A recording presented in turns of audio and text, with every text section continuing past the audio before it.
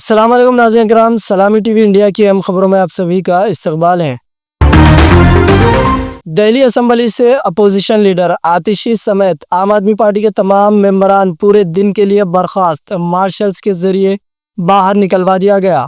Delhi assembly में LG का खिताब शुरू होते ही अपोजिशन की जानिब से जमकर हंगामा और नारेबाजी शुरू हो गई। स्पीकर विजेंदर गुप्ता ने अपोजिशन की रहनुमा और साबिक़ा सीएम आतिशी समेत तमाम आम आदमी पार्टी के मेंबरान को समझाने और खामोश बैठने की हिदायत दी, लेकिन वो मुसलसल एहतजाज करते रहे। इसको देखते हुए स्पीकर ने आतिशी और गोपाल राय समेत आम आदमी पार्टी के तमाम अरकान असम्बली को एक दिन के लिए कार्रवाई से बर्खास्त कर दिया और इन तमाम को मार्शल्स के जरिए बाहर निकलवा दिया।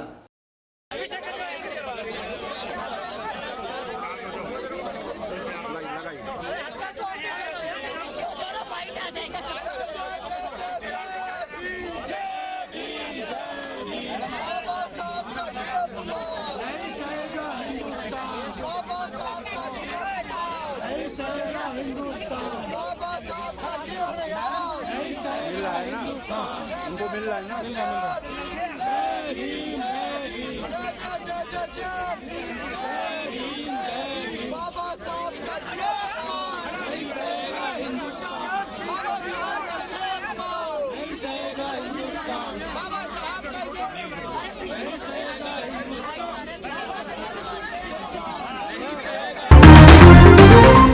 वायनाड से कांग्रेस की member of parliament Priyanka Gandhi ने वजीर आजम नरेंद्र मोदी को खत लिखकर वायनाड लैंड स्लाइडिंग के मुतासरीन के लिए गैर मशरूत माली मदद का मुतालबा किया है। उन्होंने 30 जुलाई 2024 को केरला जिले के चूरमाला और मुंडकई में तबाहकुन लैंडस्लाइड के मुतासरीन के लिए फौरी और गैर मशरूत माली इमदाद की दरख्वास्त की है। जान व अमलाक जरिए मुआश और बुनियादी ढांचे के बड़े नुकसान को उजागर करते हुए प्रियंका गांधी ने हाल ही में ऐलान करदा 529 करोड़ रुपए के रिलीफ पैकेज की नाकाफ़ी होने पर मायूसी का इजहार किया, जो कुछ शराइत के साथ आता है। उन्होंने कहा कि वायनाड लोकसभा के मेंबर के तौर पर मैंने अपने हल्के के चोरमाला और मुंडकई के लोगों की हालत जार से आपको आगाह करना और अपना फ़र्ज समझा है। यह वाकई दिल दहला देने वाली बात है कि एक हौलनाक सानहा जिसने इनकी ज़िंदगियों और ज़रिए माश को तबाह कर दिया था कि 6 माह बाद भी वो अपनी ज़िंदगियों को दोबारा बनाने की कोशिश में नाकाबिले तसव्वुर मुश्किलात का सामना कर रहे हैं। कांग्रेस एमपी ने रोशनी डाली कि वायनाड ज़िले के 2 बस्तियों में से एक के आसपास तबाहकुन लैंडस्लाइडिंग ने 298 लोगों की जान ले ली है। डोनाल्ड ट्रंप का ईरानी कंपनियों पर बड़ा एक्शन, 4 हिंदुस्तानी कंपनियों पर भी पाबंदियां आयद कर दी गई।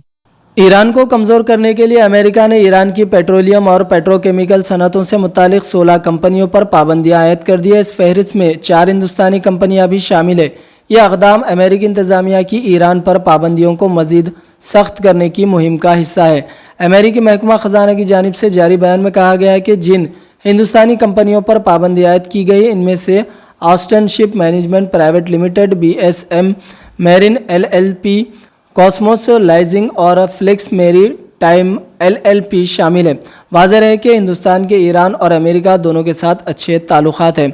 अमेरिकी महकमा खारिजा ने कहा कि इन कंपनियों पर ईरान की पेट्रोलियम और पेट्रोकेमिकल के सनतों के साथ कारोबारी ताल्लुकात की वजह से पाबंदी आयद की जा रही है।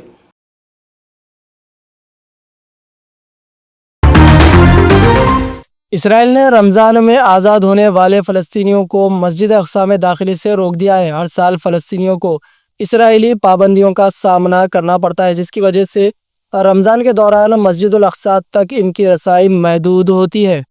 इसराइल गजा जंगबंदी और कैदियों के तबादले के मुआहदे के तहत रिहा होने वाले कैदियों को रमज़ान के मुक़द्दस महीने के दौरान मकबूजा मशरिक़ी यरूशलेम में मस्जिद अक़सा में दाखिल होने से रोकने का मनसूबा रखता है, जिसका आगाज़ 1 मार्च से मुतवक्की है। इसराइल ब्रॉडकास्टिंग अथॉरिटी IBA के मुताबिक पुलिस ने रमज़ान की तैयारियों के लिए अपनी अफवाज को हाई अलर्ट पर रखा है और यरूशलेम और अल-अक़सा कंपाउंड की तरफ जाने वाली चौकियों पर रोज़ाना 3000 अहलकारों को तैनात करने का मंसूबा बनाया।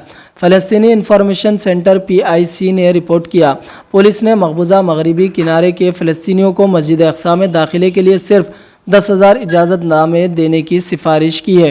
दाखिले की इजाज़त 55 साल और इससे ज़्यादा उम्र के मर्दों और 50 साल या इससे ज़्यादा उम्र की ख़वातीन को दी जाएगी।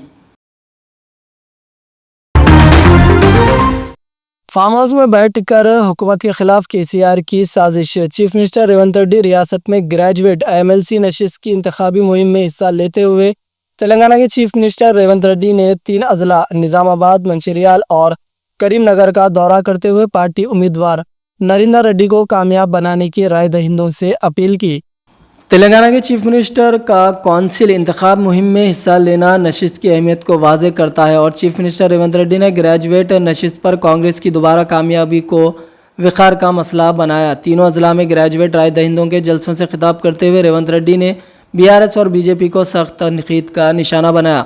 انہوں نے الزام عائد کیا ہے کہ BRS کو الیکشن میں مقابلے کے امیدوار دستیاب نہیں ہے، لہٰذا وہ کونسل چناؤ میں BJP کے ساتھ خفیہ مفاہمت کر چکی ہے. تلنگانہ کے چیف منسٹر نے رائے دہندوں سے کہا کہ حکومت کی 1 سال کارکردگی بنیاد پر کانگریس امیدوار کو کامیاب بنائیے. مومن روشن ضمیر ایڈوکیٹ حیدرآباد ڈسٹرکٹ وقف پروٹیکشن اینڈ کوآرڈینیشن کمیٹی کے رکن ہوئے مقرر. District minority welfare officer DMWO نے 24 فروری 2025 کو سرکاری اعلامیہ جاری کرتے ہوئے مومن روشن ضمیر ایڈوکیٹ کو حیدرآباد ڈسٹرکٹ وقف پروٹیکشن اینڈ کوآرڈینیشن کمیٹی کا رکن مقرر کیا. اس موقع پر مومن روشن ضمیر نے اپنی دلی تشکر کا اظہار کرتے ہوئے پونم پربھاکر وزیر برائے ٹرانسپورٹ اور BC ویلفیئر انچارج وزیر حیدرآباد اور Poonam Ashok Goud chairman legal cell TPCC کا شکریہ ادا کیا. انہوں نے ان پر اعتماد کیا اور بھروسہ کیا. انہوں نے اس بات کا یقین دہانی کرائی کہ وہ اپنی ذمہ داریوں کو دیانتداری، خلوص اور محنت سے نبھائیں گے. انہوں نے اس بات پر زور دیا کہ وقف جائیدادوں کے تحفظ، ان پر ناجائز قبضوں کو روکنے اور ان کے قانونی استعمال کو یقینی بنانے کے لیے حکومتی افسران اور متعلقہ اداروں کے ساتھ مل کر کام کریں گے.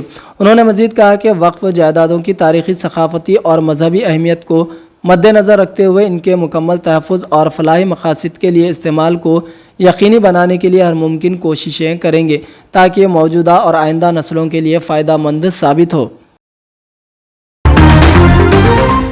Telangana board of intermediate education نے 5 مارچ سے شروع ہونے والے انٹرمیڈیٹ امتحانات کے ہال ٹکٹس جاری کر دیے ہیں.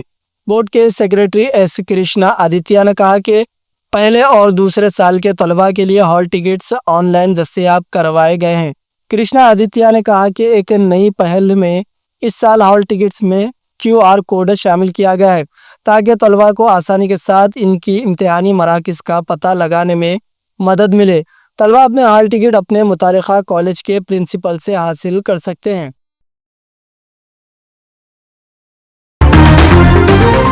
تو ناظرین کرام، یہ تھی سلامی TV انڈیا کی اہم خبریں. دیجیے آپ کے دوست صدر خان کو اجازت. اللہ حافظ.